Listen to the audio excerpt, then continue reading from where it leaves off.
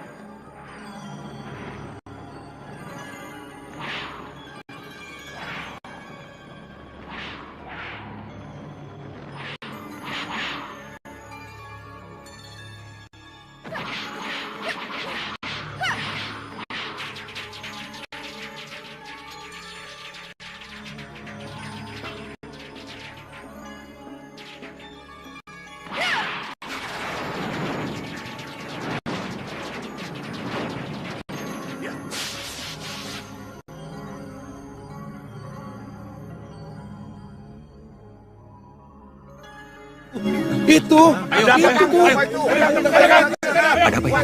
Kenapa rame-rame? Jangan ke sana.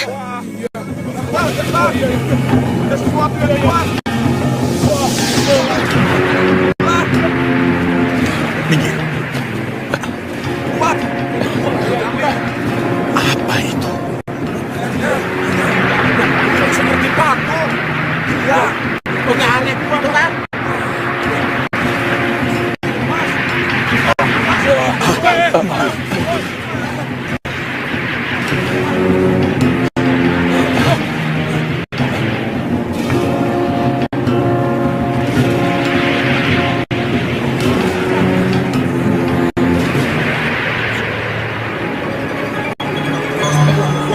Patung buaya. Buaya. Di suatu tempat terpencil yang tersembunyi dari dunia, kakek Seto Satrio menorehkan langkah besar dalam membangun sebuah kerajaan kecil. Dengan semangat yang membara, ia dan warga setempat bergotong royong, mencurahkan tenaga demi mewujudkan impian bersama. Di tengah-tengah perjuangan itu, tiba-tiba hadiah yang dijanjikan oleh Ratu Sang Buaya mulai menampakkan diri, sebuah patung megah perlahan terangkat dari dalam tanah. Seto Satrio memandang penuh takjub, sambil berbisik pelan, inilah berkah dari perut bumi, pemberian agung dari para dewa. Namun tanpa sepengetahuannya, mata-mata selir Tumenggung Cokro Nanggolo menyaksikan keajaiban itu dari kejauhan, dan segera melaporkannya. Ayo, monggo, silakan. Angkat. Angkat, sekali kan? Udah dari emas kan? Wah, patung itu dari emas, Bu. Kalau begitu ada orang lain yang membiayai. Ibu harus bicara pada Tumenggung. Jangan. Mas, pelan-pelan.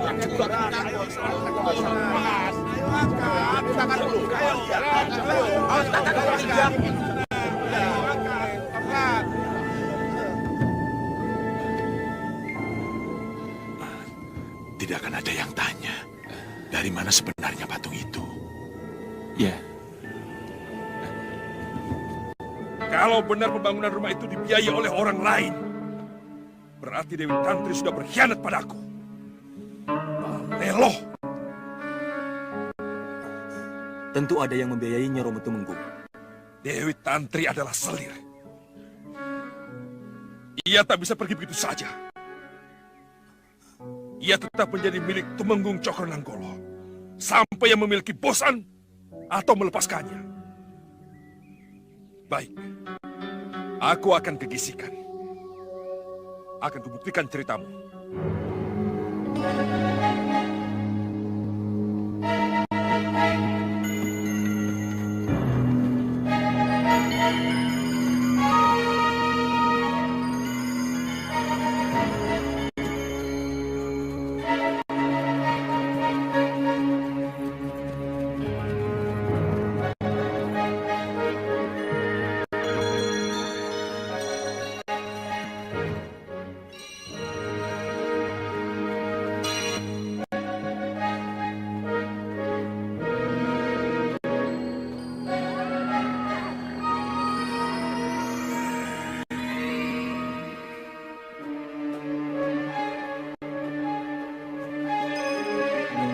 Selamat datang, Kanjeng Tumenggung. Rumah siapa ini, Serolang? Rumah kami, Kanjeng. Ya, kami itu siapa? Ya, anak saya, cucu saya, dan saya sendiri, Kanjeng. Siapa yang membiayai? Sehingga kalian bisa membangun rumah seperti ini. Cucu saya, Raden Seto Satrio, yang tahu, Kanjeng. Di mana dia? Ya, tentu saja di Pantisari, Kanjeng. Ya, lebih baik aku tanya pada Seto Satrio atau ibunya.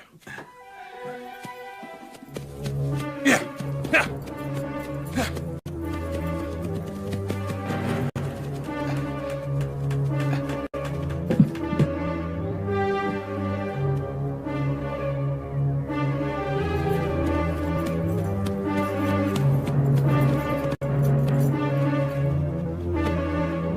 Di kediaman Tumenggung Cokronanggolo, laporan dari para selir mengenai pembangunan megah di wilayah kekuasaannya membakar amarah sang Tumenggung. Dengan langkah cepat, ia bergegas menuju lokasi untuk menyelidiki. Setibanya di sana, Seto Satrio berhasil menyembunyikan diri sebelum terlihat. Ketika ditanyai, ia menjawab dengan tenang, menutupi rahasia di balik usaha mereka sembari meredam kecurigaan Tumenggung Cokronanggolo. Sudah pergi. Jawab, Tante. Jawab dengan jujur. Kalau pejabat-pejabat mana? Kalau juragan-juragan yang mana yang telah tidur denganmu? Sehingga mau membiayai rumahmu yang sebesar itu? Hah? Kanjeng sudah kegisikan. Sudah melihat sendiri rumah itu. Ya, aku sudah ke sana dan melihat sendiri rumah hasil selingkuhmu. Tidak, saya tidak selingkuh. Kanjeng jangan asal menuduh. Lalu dari mana kau bisa membiayai rumahmu yang sebesar itu? Dari Surolangu? Bapakmu yang miskin itu? Hah? Seharusnya Kanjeng malu bicara seperti itu. Karena sampai sekarang tidak mampu merubah kemiskinan orang tua saya. Padahal ketika Kanjeng meminta saya pada orang tua saya, Kanjeng berjanji akan merubah kehidupan mereka. Akan memberi pangkat dan derajat. Dewi Tantri, jangan ngundat-ngundat kamu. Jangan bicara ke sana-sana. Bisa kusir kamu dari ketumenggungan. Sini, untuk apa jadi selir Tumenggung kalau akhirnya tidak punya apa-apa? Setelah Tumenggung membunuh ibu saya pun, Tumenggung tidak pernah mau menepati janji yang Tumenggung janjikan pada saya dan keluarga saya. Cokronanggolo, keluar! Aku akan memenuhi janjimu! Siap. Lepas.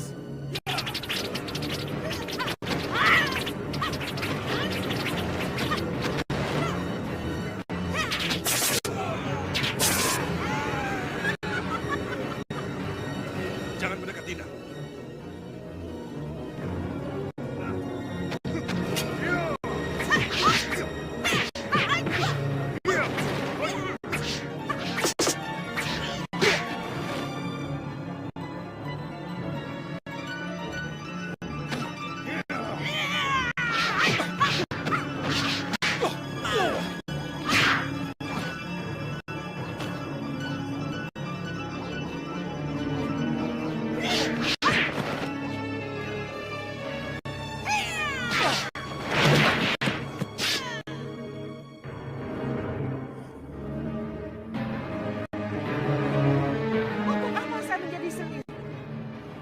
keluarga saya tidak terangkat, tetap melarat tak berderajat.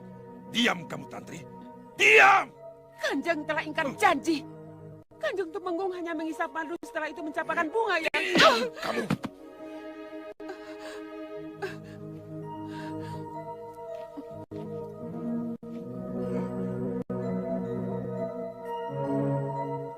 Kamu sudah mulai.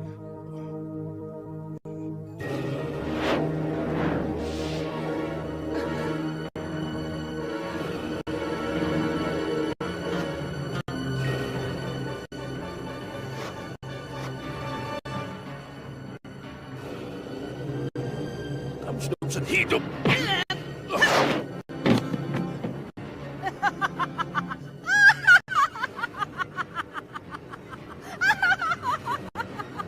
Tumenggung Cokronanggolo, waktumu sudah dekat.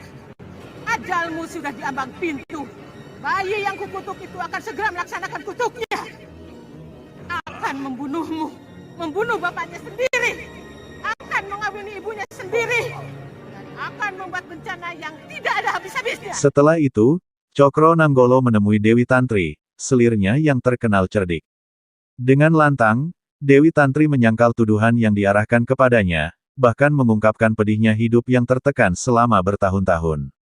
Di tengah luapan emosinya, roh sang ibu, Nyai Wingit, merasuk ke dalam tubuh Dewi Tantri. Dengan suara penuh wibawa dan serak, Nyai Wingit melantunkan kembali kutukan lama yang pernah ia berikan pada Cokro Nanggolo. Tumenggung gemetar ketakutan, dan tanpa berpikir panjang, ia melarikan diri. Beratnya kalau ia tidak peka dan hanya mendengar suaranya sendiri. Kamu ingat Condomanik? Ketika kita terpaksa datang dan mengingatkan kepada Tumenggung. Tapi Tumenggung lebih memilih meninggalkan Pasewakan dan lebih mementingkan mengumbar kemarahannya kepada Nyi Wingit. Iya, saya ingat Kanjeng Ratu. Kanjeng Ratu telah mencoba untuk mengingatkan Tumenggung lewat Yudo Turonggo.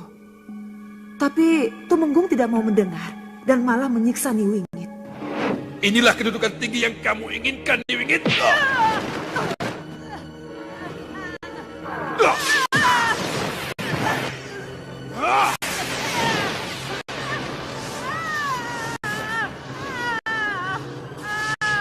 Kau ingin duduk setinggi itu, Wingit?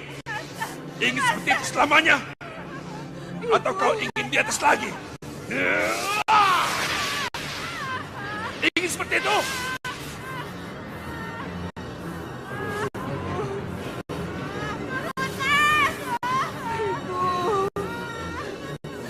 Maafkan ibu saya, Tumenggung. Maafkan ibu saya.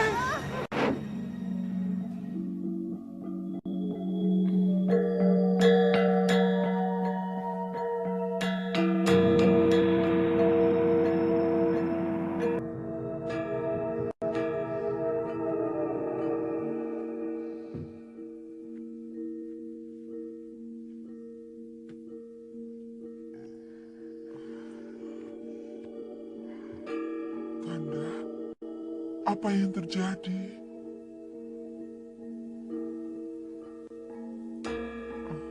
Liwinit mengulang kutukannya, Dinda. Mengulang kutuk? Ya.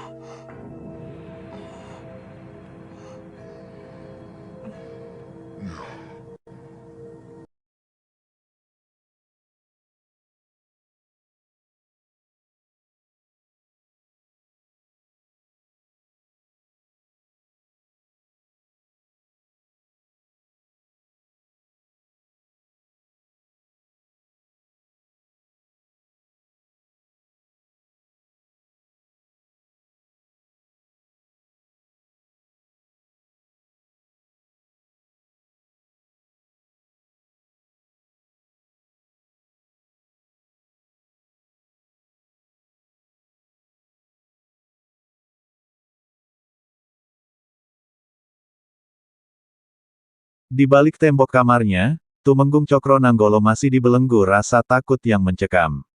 Kutukan Nyi Wingit menggema dalam pikirannya, semakin kuat, semakin mencekam. Sang istri yang mendengar dari kejauhan tersentak. Ia menyadari bahwa bayang-bayang masa lalu yang kelam kini kembali menghantui mereka. Dengan hati penuh kepanikan, sang istri mencari jawaban. Ia pergi menemui Nyi Birah, seorang perempuan tua yang menyimpan banyak rahasia masa lalu. Tanpa ragu, ia memaksa dan menyiksa Nyi Birah, berharap kebenaran yang terkubur selama ini segera terungkap. Bimbang, Kanda. Dinda menjadi bimbang. Bimbang kenapa?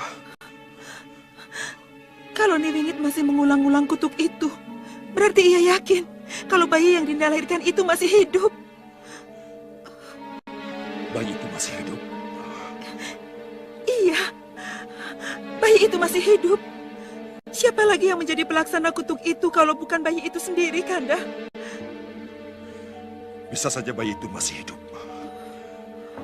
Bisa saja Nyi Birah atau Sai Sepuh tidak membunuh bayi itu. Aku harus memanggil mereka. Mereka harus diperiksa ke ruang sentong pengakuan. Ke ruang pemeriksaan.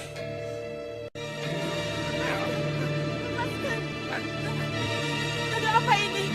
Apa salah saya? Kenapa saya mau dibawa ke tempat pemeriksaan? Salah saya apa? Lepaskan. Lepaskan.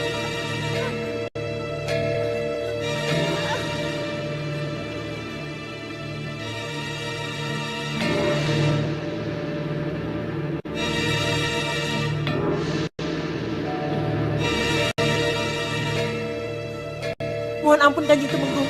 Apa salah saya sehingga saya harus berada dalam ruangan ini?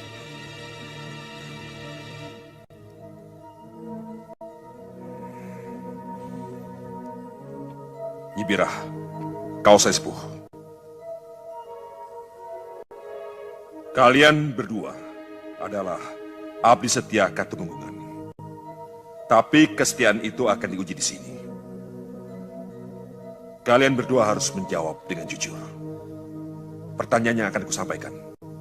Kasihnya Dawu, Kanjeng Temenggung. Ini mengenai bayi yang dulu pernah aku perintahkan untuk dibuang dan dibunuh. Benar. Kalian telah laksanakan. Injih Kanjeng. Kasihnya Dawu, Kanjeng. Telah benar-benar kalian bunuh bayi itu? Injih Kanjeng. Injih Kanjeng. Kasihnya Dawu, Kanjeng. Benar telah kalian lakukan?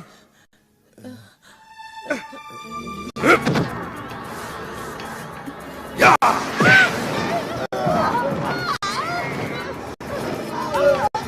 Ampuni kami, Kanjeng Temenggung. Ampuni kami Kanjeng. Ampuni kami Kanjeng Tumenggung. Ampuni kami Kanjeng. Bagaimana? Benar? Telah kalian bunuh bayi itu?